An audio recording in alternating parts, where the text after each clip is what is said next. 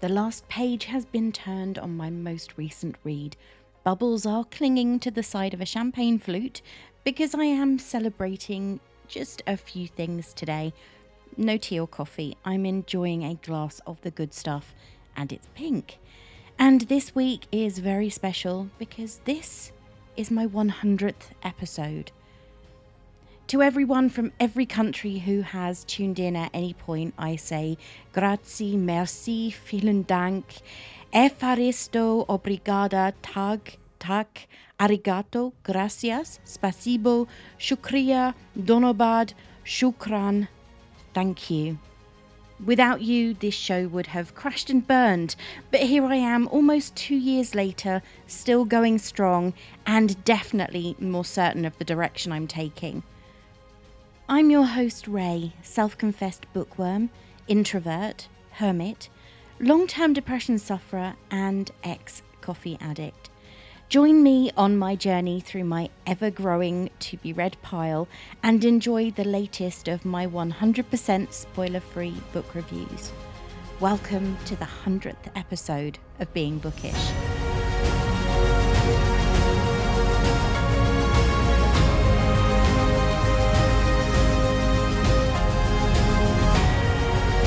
This week I am going to be taking a look back at the last 99 episodes, talk about the amazing guests I've had on the show, and more than that, I'm going to be telling you all about my must-buy authors, who they are, and why they're on the list.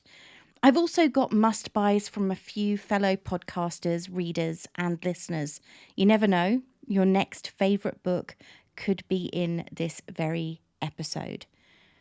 When I first started the podcast back in 2020, oh my God, really?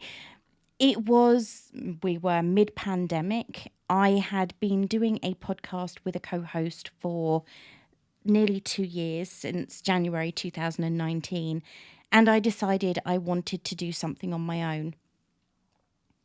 I started with a tiny little podcast called Ray's Reading Room and recorded ad-lib reviews that were spoiler-filled and they just didn't feel right. So after 8 weeks, I said bye-bye to Ray's Reading Room, and not before coffee was born. I got someone to record me a unique musical intro and outro. I started with my script playing on the fact that I drank so much coffee. It was actually very unhealthy. And anyone who drinks coffee, not slamming it, because seriously, I only gave up a few months ago, but it made me jittery. It made me irritable. And when I didn't have any, I actually had really bad headaches. So I learned the lesson that it wasn't for me any longer, but I only learned it recently. I started off by reviewing books and film and TV. And if you haven't heard it yet, one of my most popular episodes, though, for the life of me, I don't know why. And if somebody's heard it and loves it, tell me. Lemonade Mouth has gone on to be my most popular episode ever. I also had guests on. I spoke with people about film. I interviewed the author January James about the release of her first book.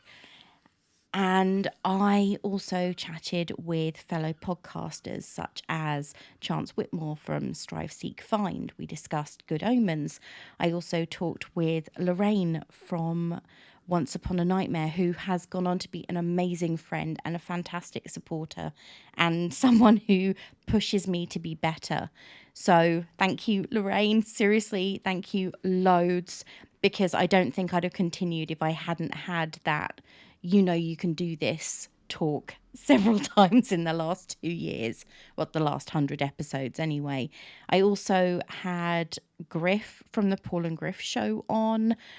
I spoke with Ryan and Paul from Cold Callers Comedy about Crazy Stupid Love, which apparently is a film they adore. Not that I don't. I had a friend on to talk about her life while she was on furlough, and also to talk about Silver Linings Playbook, the film, not the book, though I did discuss the book later on. And of course, Sam from Movie Reviews in 20Qs came on to talk about his brand new book, which was released last year. It was fantastic and it's a really good read. And through the entire process, I've been introduced to so many fantastic people and some incredible podcasts that I still listen to. Over the last 99 episodes, I've learned a lot about myself, my reading tastes, my movie watching tastes, and realised things that I did and didn't want to do. I started off with movies and books. I moved to TV shows, and I have to say, watching an entire season of a TV show when it was 22 episodes in a week was sometimes more than a person should or could do in order to actually talk about it the following week. I watched way too much TV, way too much. I don't normally. I used to. As a kid, I think everybody sat in front of the boob tube and watched until they had to go to bed. I now find that I'd far prefer to read a book.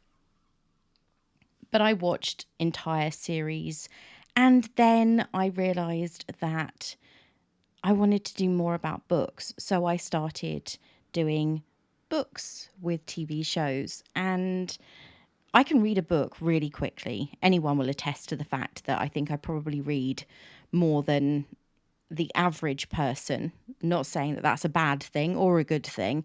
Read at your own pace and read what you want to. I just happen to read quite a lot. And I discovered that I loved the reading more than I liked watching the TV shows. So slowly the TV shows were edged out. Then I reintroduced watching films. And then I realised I didn't want to watch the films anymore. I just wanted to read the books. So now that's where you find this show. It is nothing but books. Some point early in the year, I realised that actually Not Before Coffee was no longer where I needed to be. The show is still, to all intent and purpose, the same as it was. I'm still the same person I was, but the show needed to change a little bit. And that's when Being Bookish was born. I already had my little mini me in the form of the little design I have for my logo, but she was still Not Before Coffee, and now she is who she needs to be, being bookish, which is, to be fair, what I am at all times of the day and every day of the year. This could start to sound a bit like a farewell episode, but it's not, I promise. I am not going anywhere for the foreseeable. Who knows what's going to happen in the future? I have no idea. I don't know what I'm going to be doing next week, let alone what I'm going to be doing in 12 months' time. What I can tell you without a shadow of a doubt is that I will probably still have a very big to be read pile sitting in my living room waiting for me to stop buying new books. I bought 11, no, 12 this week, and actually read the ones that are already there waiting for me. However, who knows, I could have read all of them by that point. I really couldn't say. I just know that I have a problem when it comes to buying books. I struggle to resist it. I went on a book buying ban for a couple of months because that's all I lasted, a couple of months. However, I'm quite proud of the discipline that I showed in not buying new books for that couple of months.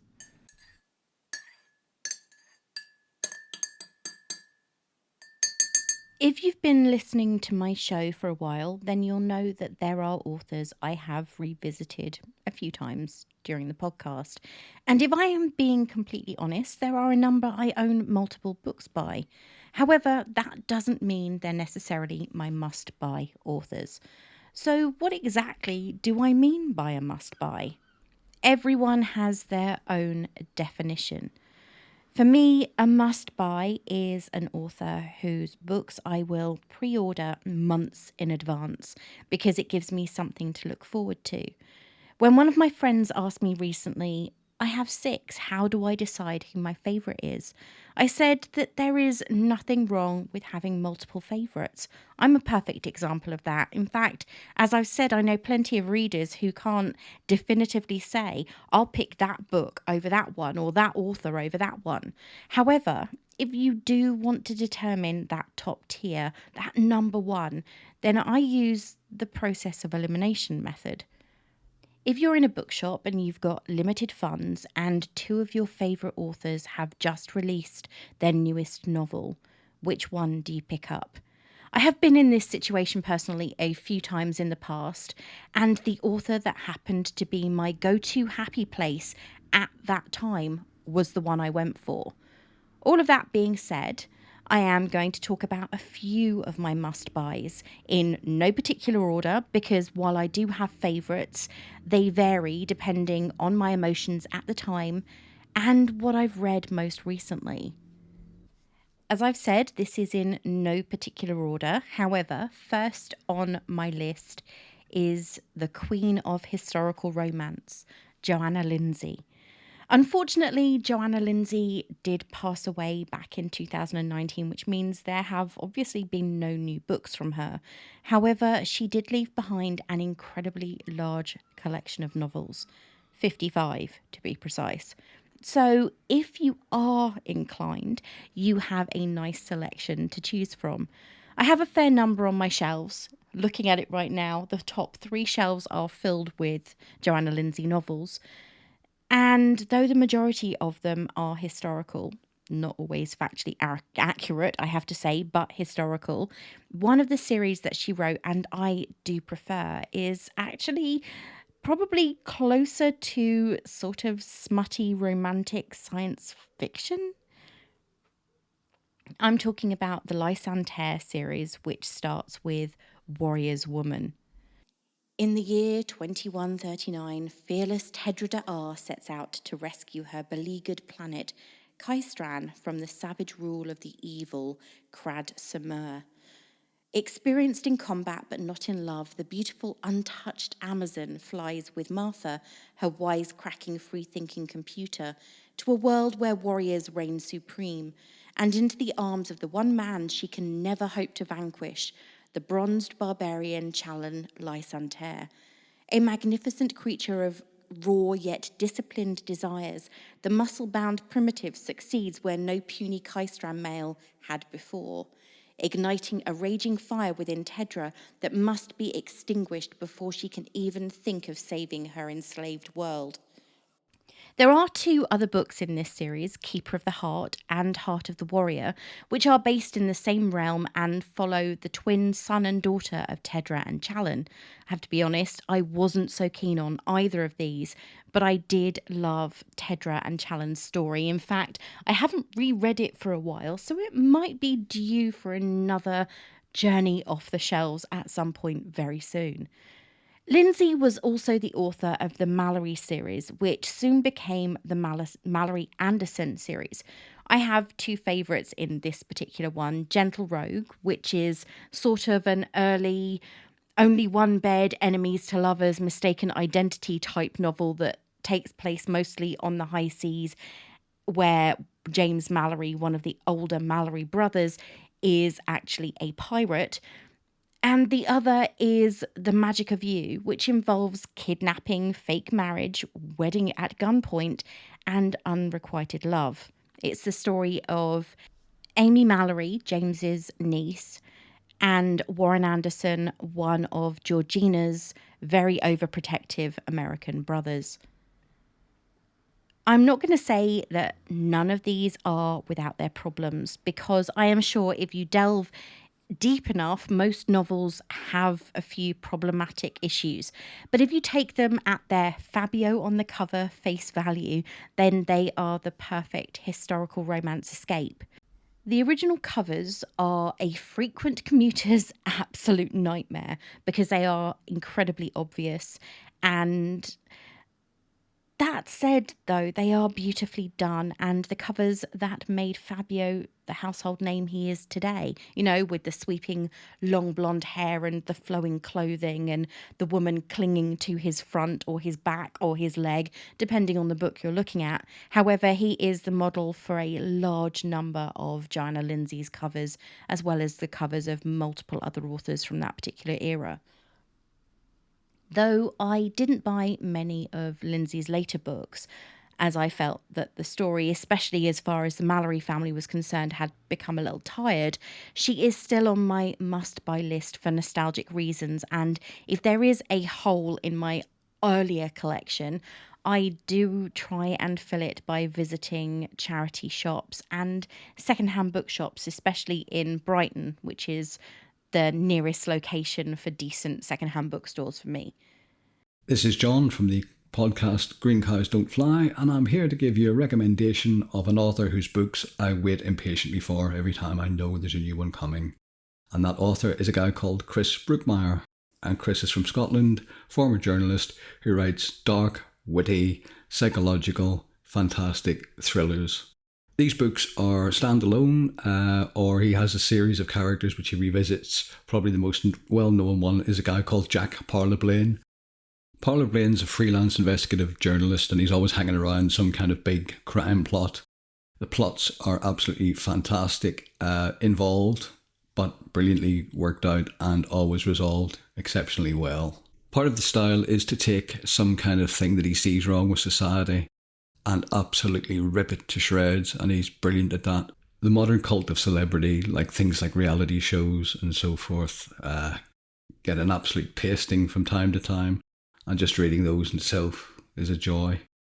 Also, he can be quite political, so if you're a vacillating, useless politician, look out. It might be too uncomfortable for you to read through one of his books. Chris himself is from Scotland, and a lot of his characters and plots are set in Scotland as well, which makes a nice refreshing change from the everyday stuff that you might be reading. And if you'll forgive me the cliche, when recommending books, you pick up a Chris Brookmyre book and you really will not put it down. They are unputdownable. Many's the time I've been up into the wee small hours for that very reason. Literally.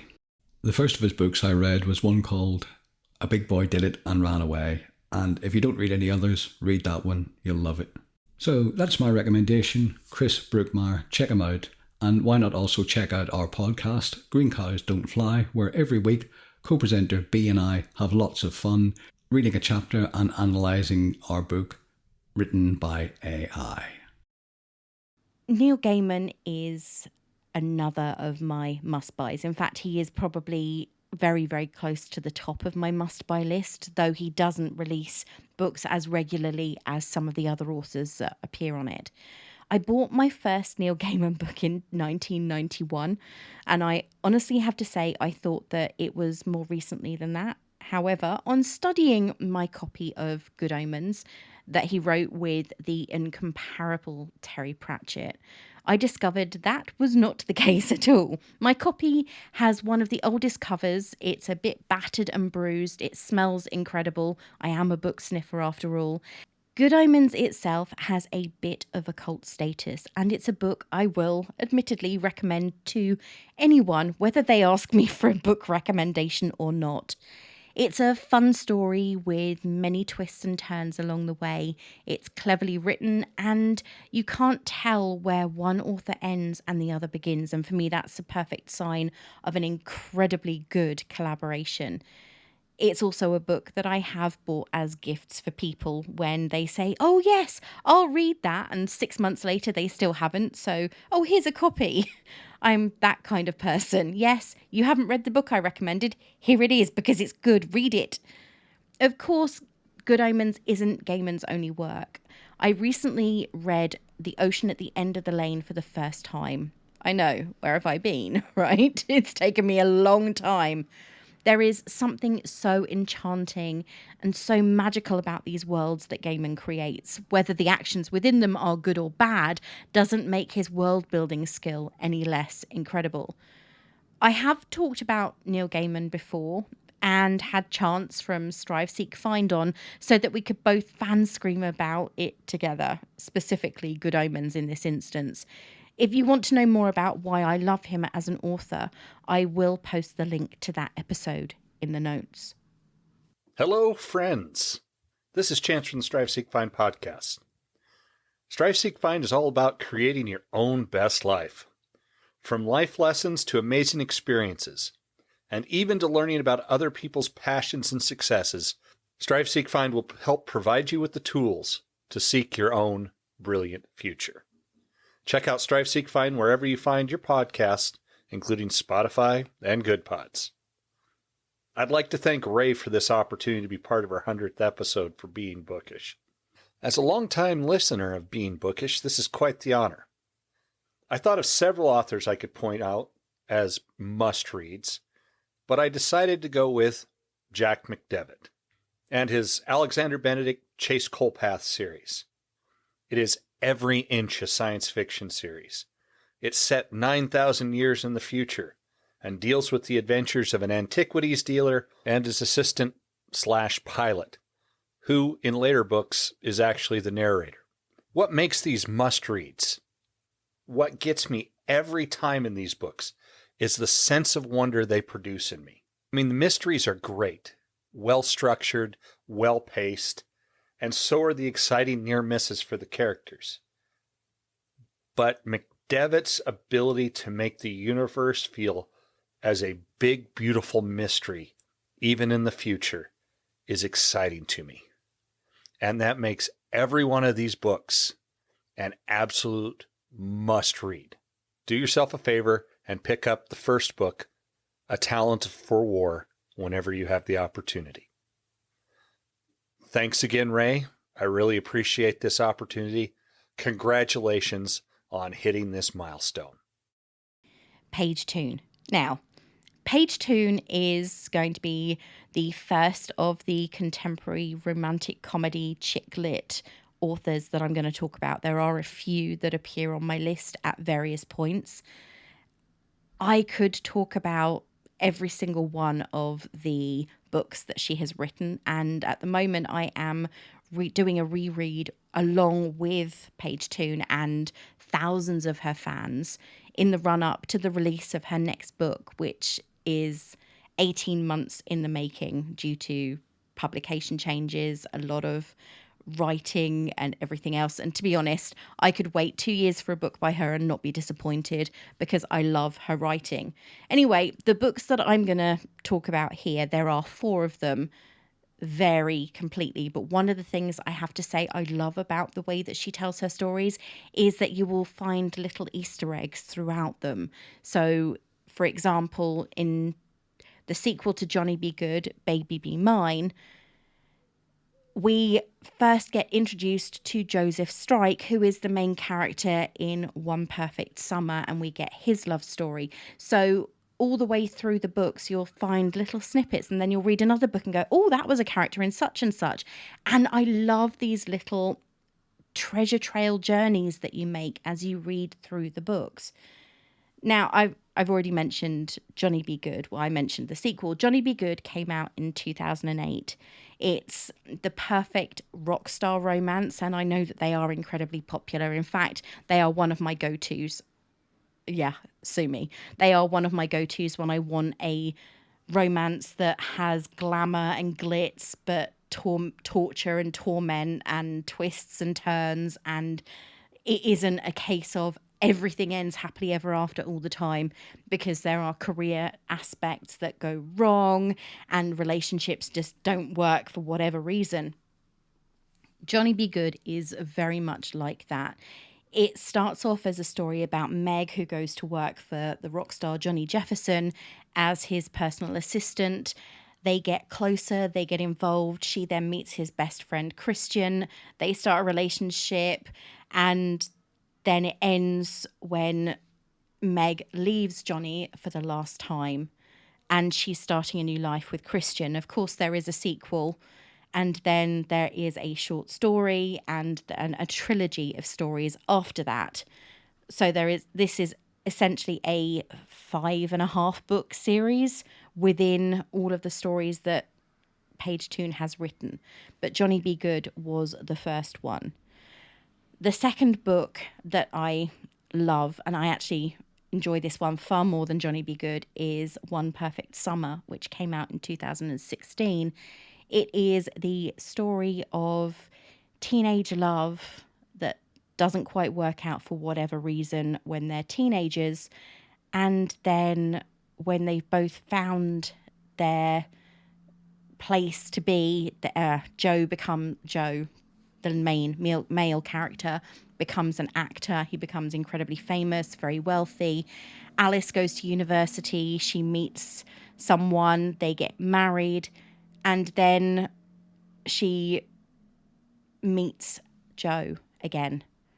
And it's the story of what happens, everything that leads up to that moment when they re-meet, they reunite, and the fallout from the realization that Alice is actually married. The next one is Someone I Used to Know, which came out last year. And it's the story of Emily and George, who were brought up for a certain portion of their childhoods. They were brought up together. George was a foster child in Emily's home, and they became close friends. But Emily gets married to another of their close friends. George has, at that point, already left the foster home and moved on. And it's what happens when he comes back. It made me cry a lot because it all starts at a funeral, and it made me cry a lot. It's a fantastic story, and it's what made me realise when the announcement came out that the next Page Tune wasn't being released until 2023. I realised I could wait for the next one because I could reread the others. If You Could Go Anywhere is my favourite. I have talked about it already. I've actually got an episode on this particular book, and I've got a review on my website. It was released in 2019 and is the story of Angie and Alessandro, though it is really Angie's coming of age tale. She discovers, after her grandmother passes away, she discovers the identity of her father, something that she wasn't made aware of before. Her mother passed when she was very young, and she was left to be raised by her grandparents, who decided to keep anything about her true parentage from her. She then discovers a letter that her grandparents didn't send from her mother when she discovered she was pregnant, and it starts her on a journey of self-discovery, which leads her to Italy and meeting her father for the first time. I have to say that I read this when it came out. I was reading it on the bus, and I cried the entire journey to work. I cried continually as I was walking from the bus stop to the office, and had to excuse myself to the toilet so I could clean my face and stop crying, because it's that moving. It is a fantastic book, and when I recommend Page Tune, I always say now, go in with that one. That's the first one to start with, because for me, that is perfect. It is my favourite book of all of hers. So my must-buy author is Anthony Horowitz. I started getting into his novels when I was a kid, as he's written both children and adult books. I loved his Diamond Brother series growing up. Highly recommend people get their kids into it. They're very engaging to read, and a brilliant way to start them on a path of lots of detective novels, which is the case for me. Obviously, he's well known for his Alex Rider series, sort of child James Bond in essence. Although I've never actually read them, I very much moved on to his adult books. As I've grown up, I can recommend his Hawthorne and Horowitz series, a murder mystery series written in the first person, as if based on true events. I'll be starting another one of his books very soon on my to-read list called The Magpie Murders, which I've heard great things about, so looking forward to that. I think another reason I'm quite fond of him is he's quite a versatile writer. He's famous for having started or contributed to all sorts of British TV shows like Midsummer Murders and Poirot, and overall he's just a marvellous, enjoyable writer, and I strongly recommend people check him out. Julie Garwood. Where do we go with Julie Garwood? She is, or was, a historical romance author, and time was she was my go-to. I bought a stack of books in a charity shop one year when I travelled to the US, and half of them were actually books I struggled to get in the UK, and that's where things were. You may not remember, but that's where things were before Amazon came on the scene. It was really hard to get certain books that weren't printed by publishers in the UK. They cost a lot more if you did manage to find a supplier. There was one in Brighton, but there wasn't anything locally for me. And I used to desperately search. And when I had friends who were based in the US, when a book would come out by an author that I'd been introduced to for whatever reason, or I'd managed to find a copy in a library that was very rare, I would ask them to ship me the books if I wasn't going to go out to the States at any point in the near future. Many of my Julie Garwood books are, for that actual reason, a little bit torn, a little bit rough around the edges. But to me, that just proves that they are well loved, and I can attest to the fact that they are frequently read. As much as I love Joanna Lindsay, for me, Julie's historical novels, especially those based in the Scottish Highlands, are my all-time favourites.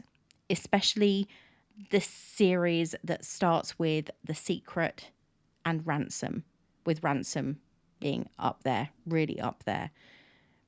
The stories of Brodick and Gillian and Judith and Ian are not without roadblocks. The path of true love is complicated, and there is a lot of battle, fighting, death, and jealousy thrown into the mix.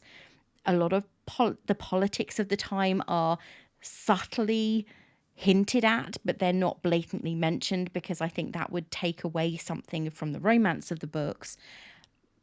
Because there were, during this particular era, a lot of political issues between England and Scotland. Not that there aren't now, but in those days it ended in a lot of wars.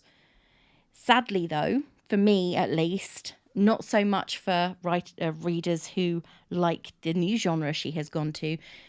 Though she is still writing, she hasn't released anything historical since 2007, when the novel Shadow Music, which actually is a sequel to the tales of Brodick and Gillian and Ian and Judith, it was published. She turned to what I call the dark side when it comes to romance authors. She is now writing thrillers. Hi, everybody. My name is Jay Hall, and I host the Okie Bookcast, a podcast committed to helping curious readers like you find your next great read. One of my must-buy authors is John Scalzi. Scalzi is a science fiction author, probably best known for his Old Man's War series or the more recent Interdependency trilogy. His most recent book is a standalone thriller called The Kaiju Preservation Society, which is exactly what it sounds like. A group of people dedicated to studying and protecting huge dinosaur-like monsters called kaiju. Think about Godzilla and you're on the right track. A couple of things I love about Scalzi's work. First of all, it leans towards hard science fiction, but he has the ability to make potentially complicated concepts accessible to everyone without talking down to anyone. He creates worlds that feel possible and real and are also a ton of fun to explore. Which brings me to the other thing that I love about Scalzi. He's genuinely funny.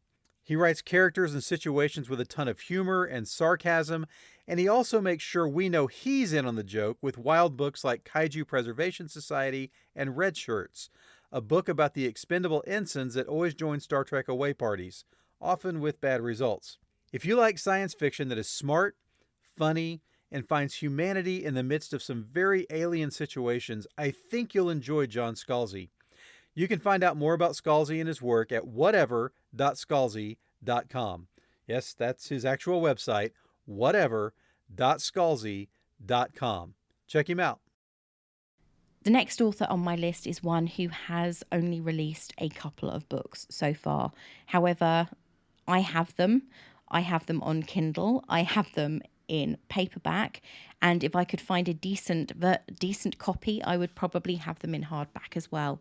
And that is the author Madeline Miller, who seems to have picked the one genre that it's really hard to find amazing books in, and that is Greek mythology. I'm not saying that there aren't a lot of books out there in that particular genre. However, finding them of this caliber, for me personally, is really hard. The Song of Achilles came out in 2011, and I didn't realize it was that long ago. It was one of the books that I purchased with I think a birthday voucher at some point on my Kindle, and I wasn't sure whether I was going to like it or not, but I loved it, and I think I've read it now 3 or 4 times. Then in 2013, she released a short story called Galatea. It's recently been republished and reprinted in 2022, as a hardback collector's copy. And in Miller's own words, this was the bridge between the Song of Achilles and what she was at that point in time writing, which ended up being Circe, which was released in 2018. My personal view on this is that Circe is the superior book. But that is my view, and I know that a lot of people feel very differently about it. I've seen so many comments saying that, oh, the Song of Achilles was amazing, but I couldn't read Circe, I couldn't get through it. And in the reverse, oh, I loved Circe, but I couldn't finish the Song of Achilles. When does the story pick up? I think the thing with Miller is that her stories are incredibly detailed. They are very well researched. Not saying that a lot of authors don't research their work to the nth degree, because they probably do. But these books, there's just something about the characters that really speaks to me as an individual. So if somebody said, oh, I'm really looking for a book that's slightly different, I would say pick up Circe. It is a wonderfully written book. It's not too long, it's not too short, and the characters are very well developed. Hi, Ray. It's Michael from the Silver Screen Savers podcast. Thank you for doing this episode and for always making being bookish so amazing. My must-buy author is Kazuo Ishiguro, who's written several incredible books such as A Pale View of Hills, The Buried Giant, Never Let Me Go, and The Remains of the Day, which is one of my top favorite books ever. I love that Ishiguro's writing celebrates how all the small, intimate, and seemingly inconsequential moments of our lives often mean the most and are the ones we keep returning to over time, especially ones where we struggle to connect with those we love most. He uses memory like no one else, how false it is, how we mix up elements of our past, our questioning of our own histories. He packs a world of complicated emotion into entirely readable stories that I can go back to over and over and over. His characters are so real, he's funny, which is an underrated quality in authors, and he just captures me entirely.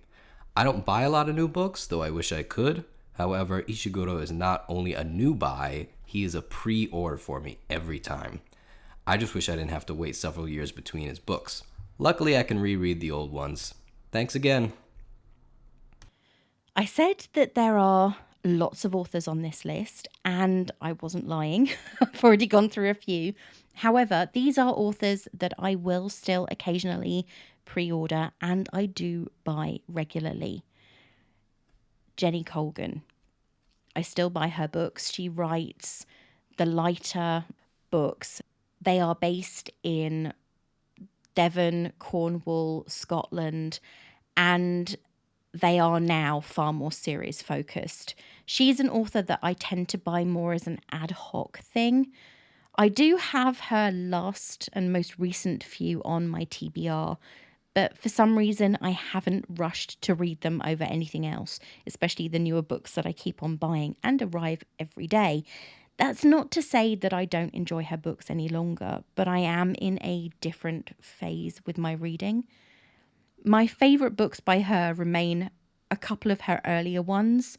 Do You Remember the First Time, which has a sort of contemporary Peggy Sue Got Married vibe about it, and Rosie Hopkins' Sweet Shop of Dreams.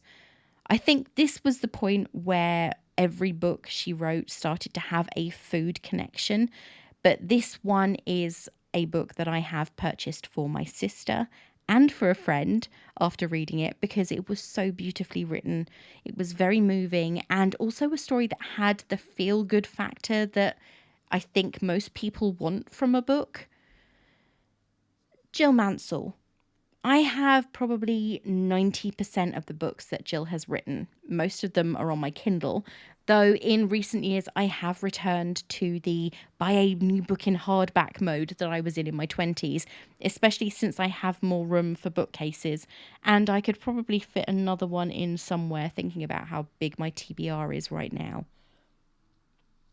Every year in January, another thud on the doorstep is the next book from Jill Mansell. And while I love them all, for me, peak Jill will probably always be To the Moon and Back, which came out in 2011. This is another book that I have previously talked about in length, so I'm not going to tell the story for you because I think you'll probably go, no, I've already heard it. So I'm going to just link that episode in the notes. Hi everyone, my name's Andrew. I wanted to say how thrilled I am that Ray has given us the opportunity to say a few words for the 100th episode. I'm a huge fan of the Being Bookish podcast and I've listened to it for a while. So Ray has asked us to talk about our favourite authors, but I find it really difficult because I've got so many that I couldn't pinpoint specifically. So I thought I would tell you about an author that I only discovered in lockdown. And I've been hooked on ever since. So Sunday Times bestselling author Louise Candlish was born in Northumberland, moved to London to study English, and still there. She's written 15 books, including Our House, which is the winner of the British Book Awards 2019 Crime Thriller Book of the Year. So I picked up my first book, which is The Other Passenger, in lockdown 2020, and that's a tale of, adultery, double crossing. It's set amongst the Thames River commuters. It's full of twists and shock reveals throughout. So finishing that one instantly, as you do, I went onto Amazon and ordered myself a back catalogue, including Those People, which is about kind of disastrous neighbours, the swimming pool, the second husband, and obviously Our House, which is now a 4-part ITV drama. Louise really grips me from page one. There's normally a kind of huge pull me in moment right at the very beginning, which grips me, and then I love that kind of pull me in. Even Louise's latest release, The Heights, that came out last year, didn't disappoint. Another gripping thriller based on a tale of a mother's revenge. And Louise's writing for me is really the definition of, just one more chapter. I'll just read one more page.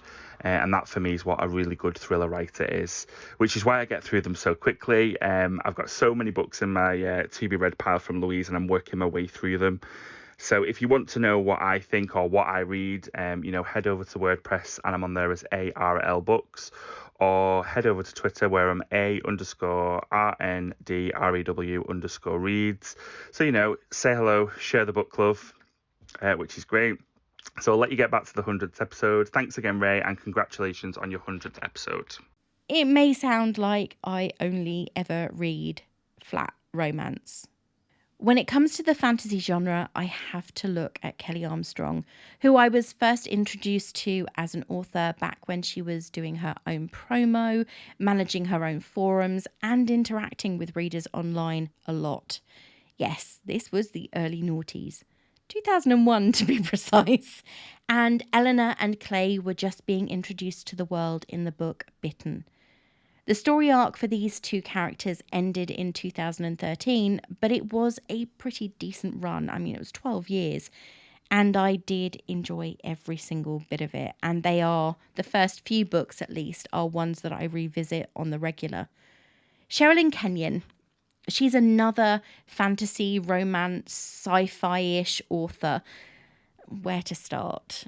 I fell in love with her central character, Acheron, when I read the first in her Dark Hunter series back in 2002, though I do still revisit these Greek mythology inspired books every once in a while, and I think the series is still going on with Dream Hunters or Dream Walkers.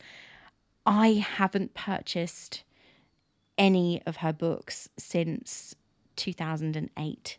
That's not saying I don't want to read them, but I just don't want to buy them anymore, because they've been so hit and miss, or at least the later ones have been hit and miss. I think I read Styx in 2013, but they are now far more repetitive than they were. I think that the series is getting a bit tired, unfortunately. As I've always been a reader, there are books from my childhood and the return to childhood phase I had in the early 1990s when I was in my early 20s. One go-to author when I was looking for some escapism has always been L.J. Smith.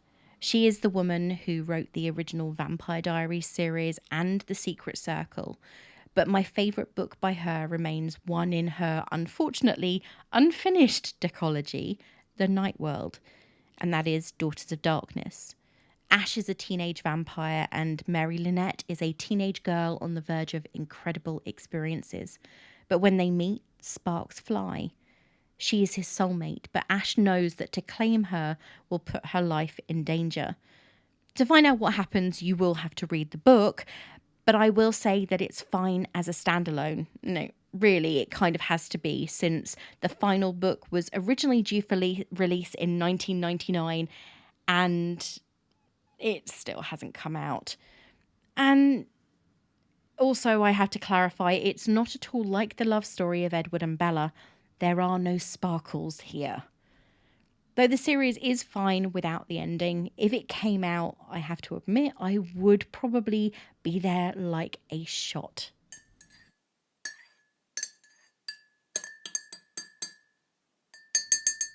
So, how are things in the bookish household this week?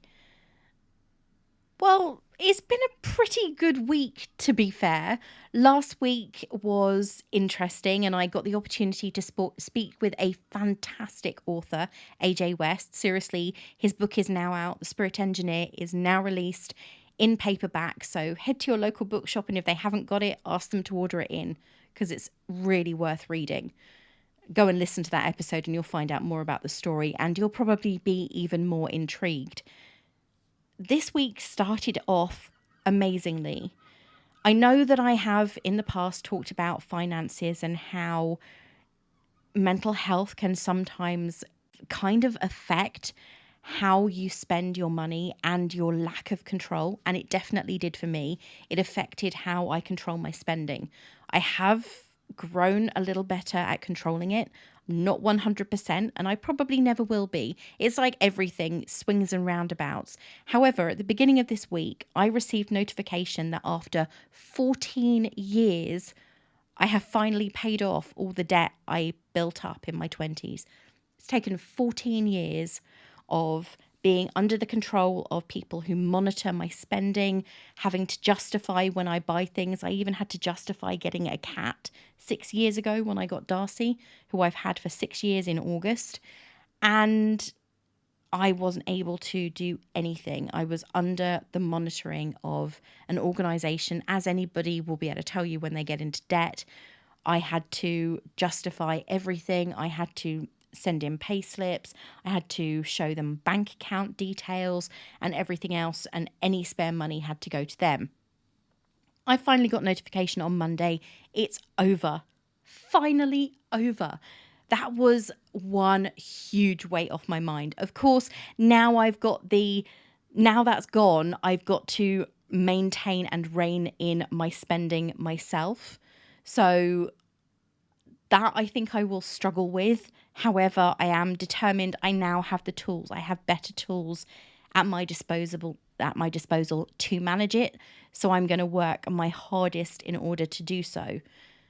Of course, that's the good side of this week, as was realizing that I was going to be recording my 100th episode.